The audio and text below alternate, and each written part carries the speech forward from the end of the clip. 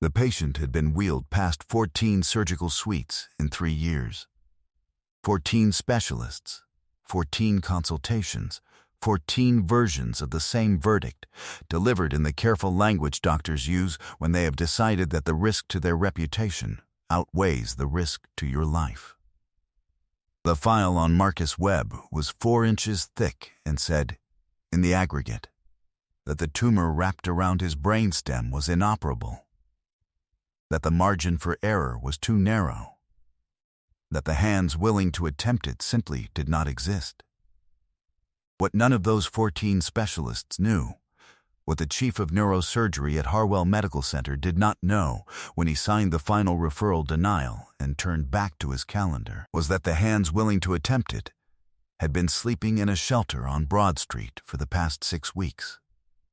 And in 11 days, those hands would walk into the most difficult surgery Harwell's or 3 had ever attempted, and do the thing that 14 men in tailored white coats had decided was impossible. 8 months earlier, Dr. Solomon Adeyemi arrived in the city with a duffel bag, a medical license that was valid in 4 states, and a situation he had not discussed with anyone. He was 51 years old.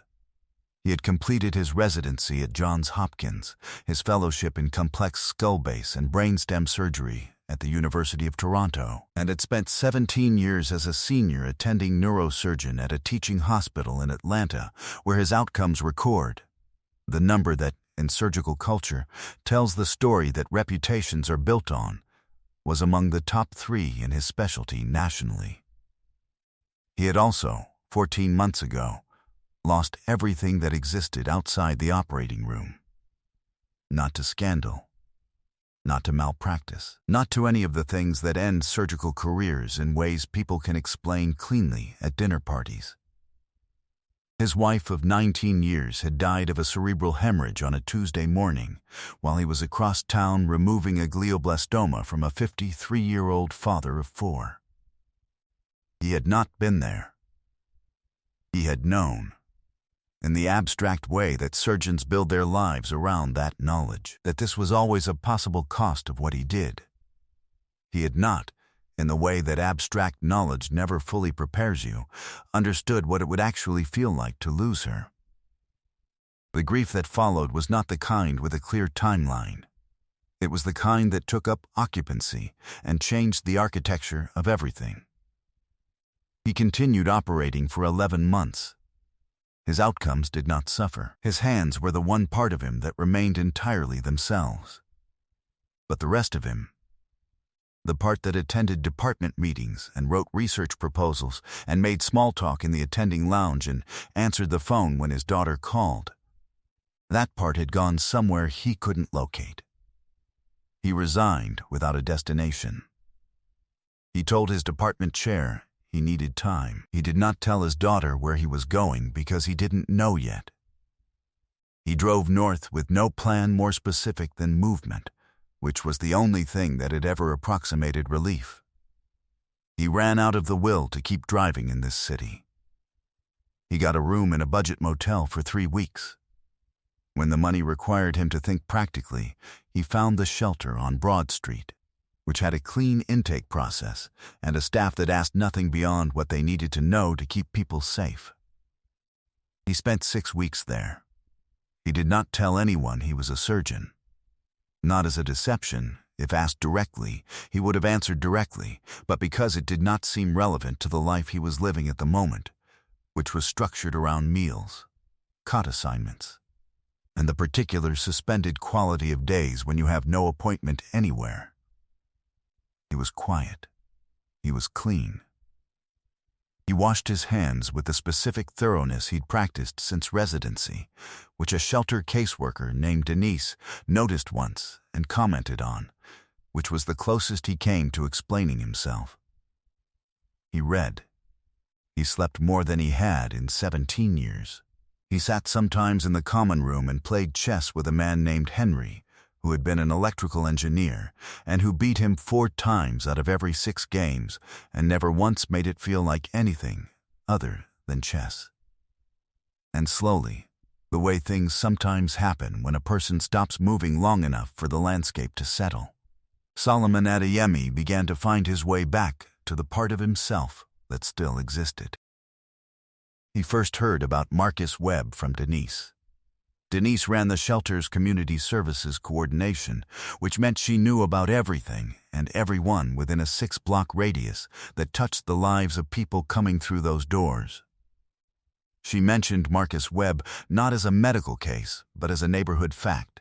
A 37-year-old man who lived 3 blocks over, who had been a high school basketball coach, who was now largely confined to his apartment because the balance disturbances from the tumor made the outside world a series of fall risks, and whose wife, a woman named Patricia, worked 2 jobs and came to the shelter's food pantry every Thursday because their savings had been consumed entirely by 3 years of specialist consultations that ended. In the same word, Solomon listened the way he listened to everything in those weeks, carefully, without obvious reaction. He asked, "What kind of tumor?" Denise looked at him in a way that contained a question she didn't ask. She said she didn't know the medical specifics. She knew it was in his head, near something important, and that the doctors had said it couldn't be removed. Solomon nodded. He went back to his book. But he thought about it that night, and the night after. And by the 3rd night, he'd accepted what he'd known since the moment Denise described it, that he needed to see the file. He did not approach Marcus directly. He went to Patricia Webb on a Thursday at the food pantry, and he told her what he was. She looked at him, at the duffel bag at his feet, at the shelter dining room visible through the doorway, and did not hide her confusion or her caution. He did not blame her for either. He said he wasn't asking her to trust him. He was asking to look at the file as a starting point. That was all. He asked her to verify his credentials, which she could do through the National Physician Registry in 4 minutes on her phone. She did it in 3. She looked at the results for a long moment. Then she looked at him again. She brought the file the following Thursday. 4 inches of paper, 3 years of consultations, imaging studies on a thumb drive, the accumulated record of 14 people deciding what Marcus Webb's life was worth attempting for. Solomon took it to a quiet table in the common room while Henry waited for him to be ready for chess. He went through it page by page, the way he'd gone through thousands of files in 17 years. And this time, unlike in those thousands of previous files, he sat back after an hour and understood that the 14 consultations had produced 14 versions of the same misreading. Not incompetence. The distinction mattered, and he was precise about it, even in his own mind. Not incompetence, a particular form of pattern matching that the best trained surgeons in the world were susceptible to, where a presentation that looks like an established inoperable category gets classified without being fully interrogated. What the imaging actually showed, when you looked at it with the specific anatomical knowledge that came from 17 years of operating in precisely this region, was a tumor with an approach vector that none of the 14 reports had identified.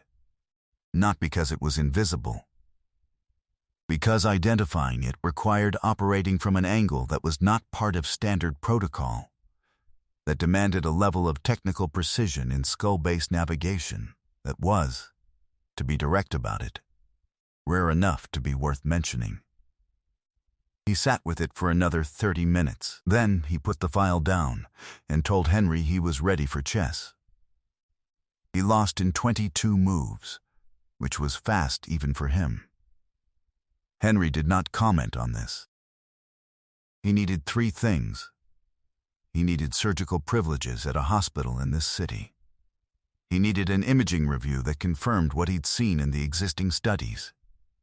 And he needed to have a conversation with Marcus Webb that was honest enough to be fair to a man whose life had already been reshaped by 3 years of consultations that had not been honest enough. The surgical privileges were the practical obstacle. His Atlanta credentials were valid, but he'd been out of active practice for 8 months, and no department chief in a credentialing meeting needed to know where he'd been sleeping to decide that 8 months of inactive status required a competency review. He understood this. He initiated the process at Harwell Medical Center because it had the imaging infrastructure he needed, and because its neurosurgery department, while not the national leader it believed itself to be, had an OR suite that could accommodate what he was planning. The credentialing process took 4 weeks. The committee asked about his inactive period. He told them he had taken personal leave following his wife's death. The committee chair, a woman named Dr. Anita Sorensen, who ran the hospital's ethics board and had the specific quality of attention that makes people tell the truth slightly more completely than they intended to, asked him how he was. Not professionally, how he was. He told her he was getting better, and that being better was part of why he was here. She held his gaze for a moment, then moved on. His privileges were approved. The imaging review confirmed what he'd seen. He worked with a radiologist named Park for 6 hours on a Tuesday afternoon, walking through the tumor's geometry slice by slice. And by the end of it, Park had stopped offering corrections and was simply watching, and then asking questions the way people do when they're learning something they hadn't expected to encounter. Then he went to see Marcus Webb. Marcus was sitting in a wheelchair near the window of his apartment, not because he couldn't walk short distances, but because the balance episodes had become unpredictable enough that the wheelchair was the safer option for ordinary hours. He was lean, long-limbed, the residual physicality of a man who had spent decades in gymnasiums, now reorganized around a stillness imposed from outside. His eyes were alert. He'd been told by Patricia that a neurosurgeon wanted to talk. He'd heard that sentence before. He'd learned not to bring anything to it. Solomon sat down across from him and said, without preamble, that he'd reviewed the file and believed the previous assessments had missed an approach that he thought was viable. Marcus's expression didn't change. Patricia's hand tightened on the back of his chair. Solomon said he wanted to be precise. Viable did not mean without risk. The approach required navigating a region where the margin between successful and catastrophic was measured in less than a millimeter. The probability of paralysis was real. The probability of death was real.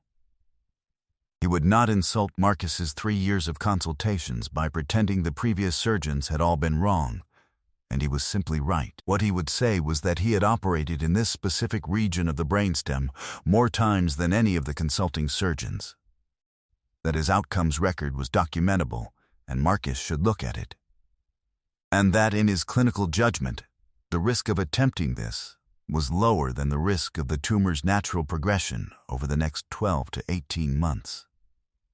He stopped talking. He let Marcus sit with it. Marcus looked out the window. Then he looked at his wife. Then he looked at Solomon, at the man sitting across from him, who had clearly not been doing what surgeons usually were doing, who had come to him from a shelter on Broad Street and had not once tried to perform certainty he didn't have. He said, "What happens if we don't try?" Solomon said, "The tumor continues to grow. The brainstem compression increases. The balance symptoms become complete vestibular failure, then respiratory involvement. The timeline is not exact. The direction is." Marcus nodded slowly. He didn't ask any more questions that night. He asked Solomon to come back in 2 days. He needed to think. Solomon said he understood. He went back to the shelter and played chess with Henry and did not bring it up, because Henry, who had lost enough things in his own life to understand the weight of a decision that involved choosing between 2 forms of risk, would have said something wise, and Solomon was not ready to hear anything wise yet. Marcus called Patricia's phone at 7:15 on the second morning. She relayed the message. He said yes. The surgery was scheduled for 11 days later, the earliest slot in or 3 that could accommodate the required team. Harwell's Department of Neurosurgery, specifically its chief, a man named Dr. Gerald Marsh, who had 23 years of seniority and had personally signed the final referral denial on Marcus Webb's case, became aware of the scheduled procedure 2 days before it was to occur. He was the one who had denied the case. He was not accustomed to having his denials reapproached from underneath him. He went to Dr. Sorensen.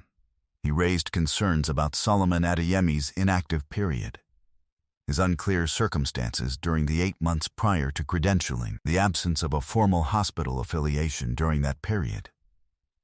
Dr. Sorensen listened to all of it.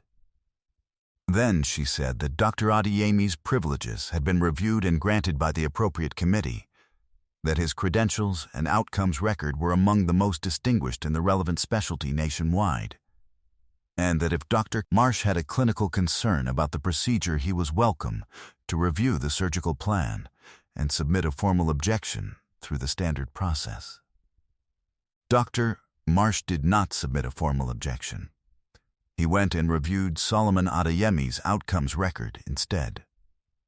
He stood at the computer for a long time.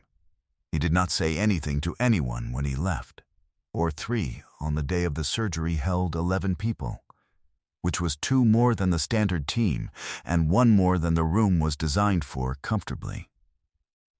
Dr. Park was there in an observational capacity, because he'd asked, and Solomon had said yes.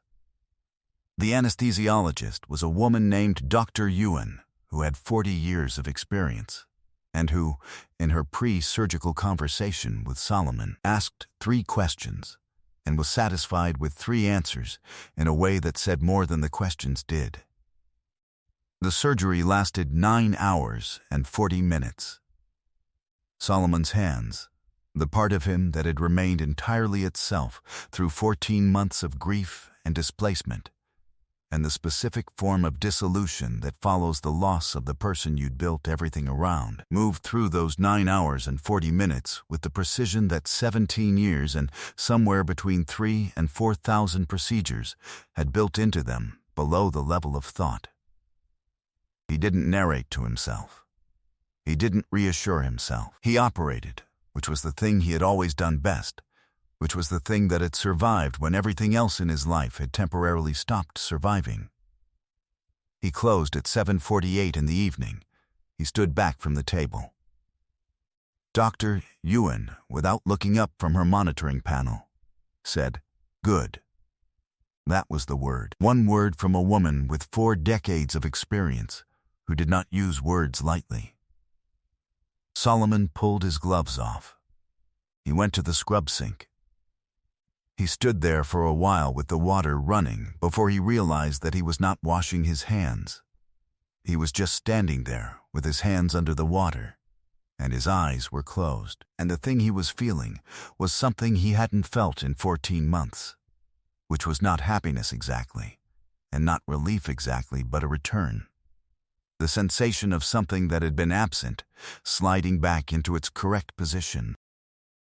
Marcus Webb was in ICU for 4 days. He moved to a standard room on the 5th. He stood without assistance on the 9th day, which was 2 days earlier than the most optimistic projection in the post-operative plan. His wife Patricia stood next to him, with her hands pressed flat against her mouth and her eyes doing the thing that happens when 3 years of bracing for the worst begins to understand that it has been given permission to release. The tumor was gone. Not reduced, not managed. Gone. The pathology confirmed full resection margins. The follow-up imaging, done at 6 weeks, showed a brainstem no longer compressed, surrounding tissue in recovery. The geography of Marcus Webb's skull base returned to what it had always been supposed to look like before something had moved in and begun quietly dismantling the life being built on top of it. He came back to the shelter on Broad Street in the month after Marcus's discharge. Not because he was staying there anymore. Dr. Sorensen had flagged a staff apartment used by visiting attendings that had been empty for 3 months and had, with characteristic directness, handed him the key, but because he'd said he would come back. and he was a man who kept his word. He played chess with Henry. He lost in 26 moves, which was a small improvement. Denise asked him how the patient was doing. He said the patient was doing very well. Denise nodded the nod of a woman who had spent 15 years watching people arrive broken and become something else, who understood that this was a sentence that contained a great deal more than it said. Solomon Adeyemi accepted a position at Harwell Medical Center's neurosurgery department 4 months later, not as a senior attending, though that was what was offered initially and what his record justified. He asked for a joint appointment that included protected time for complex case review, specifically cases that had been declined elsewhere. Cases that had accumulated the particular thickness of a file that meant the system had made its decision and moved on. He wanted to look at those files. He knew what it meant when a file was 4 inches thick and said, in the aggregate, that nothing could be done. It usually meant that the right hands hadn't seen it yet. He was not a man who believed in grand statements or the performance of redemption. He had lost his wife. He had lost, temporarily, the version of himself that could exist outside the operating room. He had slept in a shelter on Broad Street and played chess with an electrical engineer who beat him most of the time and never once asked him what had brought him there. He had found his way back not through a single moment of clarity, but through the accumulation of mornings, each one slightly more present than the one before, each one returning a small portion of the person he'd been before grief had reorganized him. What he had learned in those 6 weeks and the months that followed was something that the tailored white coats and the fourth-floor offices and the national rankings had not always taught. That the distance between what medicine was willing to attempt and what was actually possible was often exactly the width of one person's willingness to look at the file differently. He intended to keep looking. Marcus Webb returned to coaching the following spring.